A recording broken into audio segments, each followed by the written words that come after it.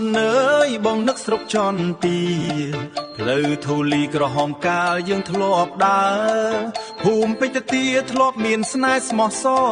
ថ្ងៃនេះបងនៅឯកាសំលេងមេឃយំភូមិតែងមកនៅស្ងប់ពេលល្ងាចមានតែសំលេងចាប់យំលើមេឃឈើ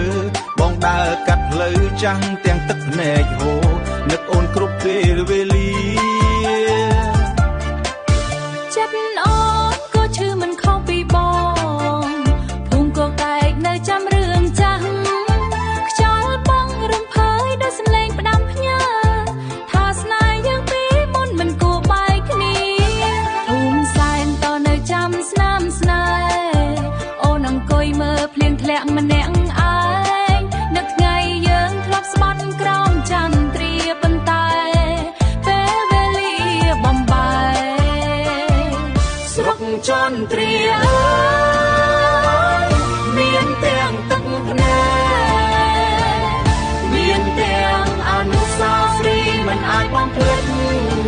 វត្តទាំងពួននៅឈរជាសាក្សី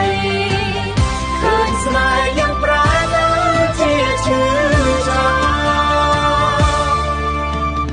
វត្តចំបក់ធំក្នុងភូមិដីក្រហមបងធ្លាប់បួងសួងឲ្យស្នេហ៍យើងយូរតែថ្ងៃនេះនៅសល់តែភាពស្ងៀមស្ងាត់និងបេះដូងខូចខាតម្នាក់ឯងវត្តព្រះអង្គថ្លាក្នុងភូមិមេជ្រទាសំលេងកណ្ដឹងវត្តដូចហៅឈ្មោះអូនបងឈរមើលព្រះចន្ទ្រាទាំងទឹកភ្នែកសង្ឃឹមថ្ងៃណាអូនវិលវិញវត្តជ័យឧ